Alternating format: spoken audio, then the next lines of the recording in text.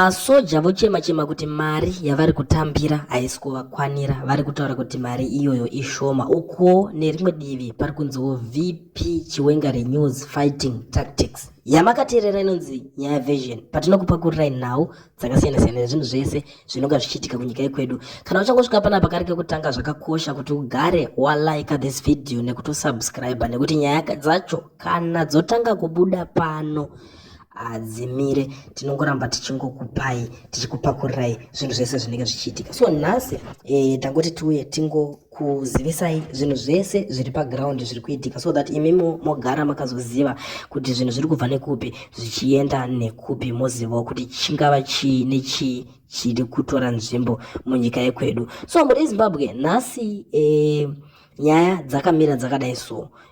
Pari kunzi government set to generate 135 million from car radio licenses. Ndo nyaya iyaya yemacar radio license inotaurwa, inogara ichipopotwa neveruzhinji vekuzimbabwe vachitaura kuti isusu hatitoshandise ende hatitoridze maradio acho, nekuda kwechikonzero chekuti zvinotaurwa kumaZBC kwacho zvinobhohwa, zvakasangana nekuti ipropaganda. Vanenge vachingoitaura zvinhu zvekusimbisa ZANU-PF navamunangagwa, asi in real life vanhu vanenge vachisafa vachitambura, voramba vachiswera vachiudzwa nyaya dzekuti Wignell achata, zvoswera zvichibuditswa paTV chokwadi yenyika yese. Zvimwe zvezvinhu zvinenge zvisingadiwa nevanhu izvozvo. Saka ndosaka vachizongoti kana muri kuda izvozvo munongobhadharwa nevanongoteererai vacho. Ndo nyaya yakanga iri kunetsa, asiko zvinezvi zvave kunzi zvinhu izvi zvave kufanirwa kuita compulsory, asi vamwe vari kuti mari idzodzi dzacho dziri kutaurwa dzinokwana futi kutenga mbudzi. Ndo imwe yenyaya iri kunyanyisa kutsviriridza zvakanyanya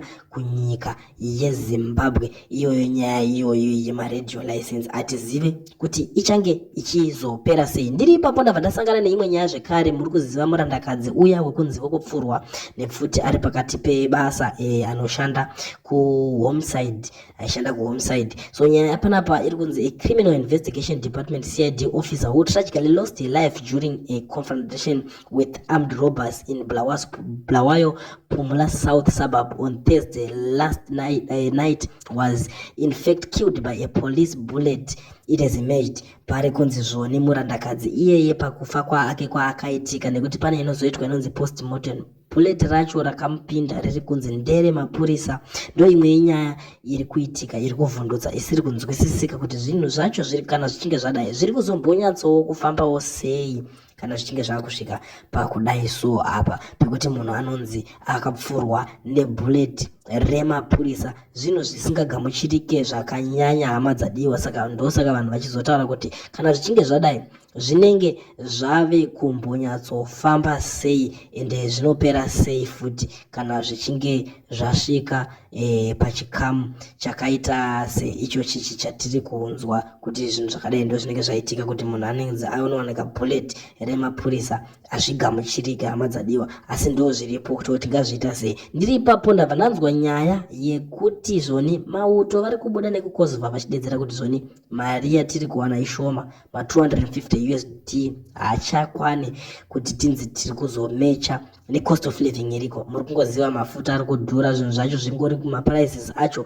ari high, and hamene kuti chii chiri kuitika. Maprice ari high kunge pane zvaputwa chaizvo chaizvo, zvakaoma kana mufunge.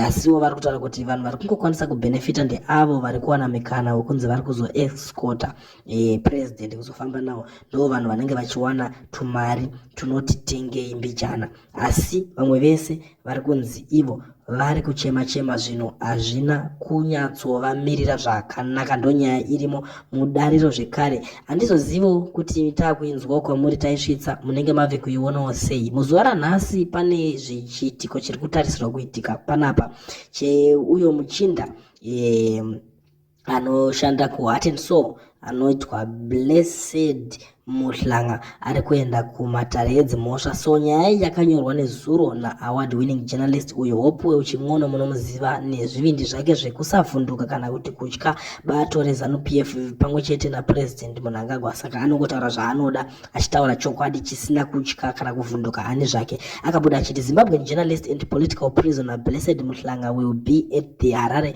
High Court tomorrow morning. We know that the regime has planned to postpone the bail hearing in in order to punish him. They will say they need time to respond to the bail hearing according to reliable sources. Please, can those in Harare go and give this journalism warrior the solidarity and support that he truly deserves? Mhlanga is a journalist who has committed no crime.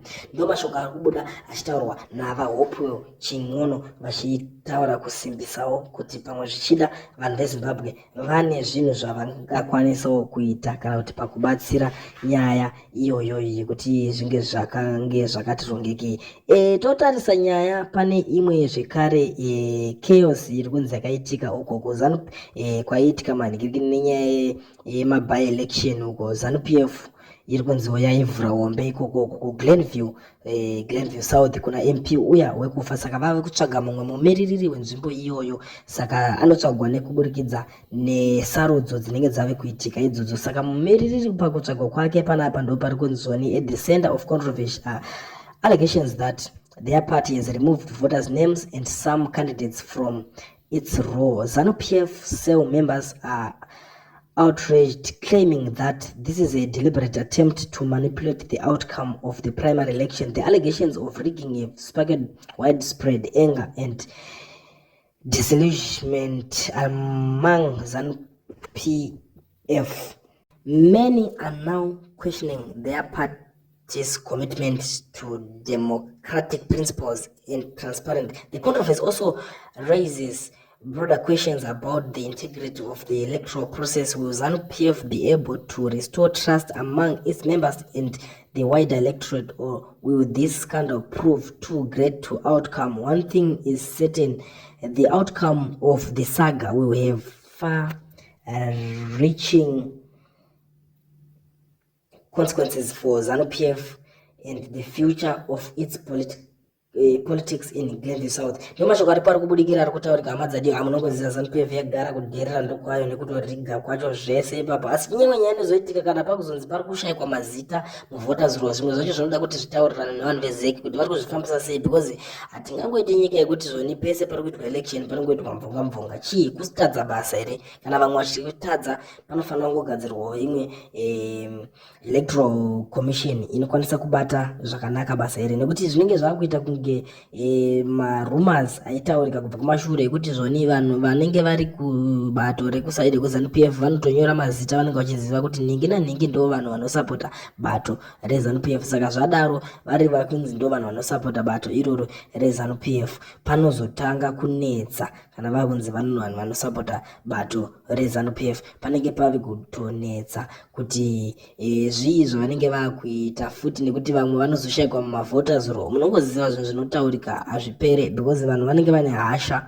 dzekuti zvinhu zvichinjika, nyika ienderere mberi sekutarisira kwavanenge vakazviita, nekuti munoziva upenyu uyu kauyu hunooma, vanhu vanoshaya vanovamiririra, vanhu vari willing kuti zvinhu zvinyatsofamba mushe. Saka ndo pane nyaya yacho iko zvine zvamadzadiwa. Ndizivewo kuti imimi makaitarisawo iyi munoionawo sei, nekuti ini ndakaitarisa iri kuramba ichienderera kumberi ende pari kutopisa zviri zvamanje ndakaitarisa nyaya iyoyi. Zvizhinji zviri kuitika kwaProfeti Manoma kandiwa vakabva vanhu vakangoiona nyaya yemaprofita vaya vekuda kuzama kuprofita zvino zvakazoendawo nepamwe, vamwe vakati tabirirwa, vamwe vakati taita sei. Zvakawanda zviri kuitika muZimbabwe hazviperi. Tiri kuonawo vamwe vari kutaura kuti zvoni isusu tisu takanodedza masanction nanatsvangirai nanaskala futi. Nyaya dzicho dziri kutaurika hadziperi, asi zvanhasi regedzai ndigumire pano ndichadzoka ndichinyatsokuzivisai zvimwe zvezvinhu zviri kutaurika munyaya dzese dziri kubuda. So zvakakosha pano kuti mugare malaika, musubscribe, mutijoina, toramba tichidzoka pese patinouira nenyaya dzimwe dzinyowani nenyaya dzitsva, kuitira kuti imimi mugare muchizoziva kuti pano ndo pega panowanika nyaya dzese dzinenge dzichiitika ende dzinotaurika zvisina kuvhunduka kana kutya. Regedzai tigumire panapa. Kana uchinge wasvika pana very first time yako, zvakakosha kuti ugare wasubscribe wolike.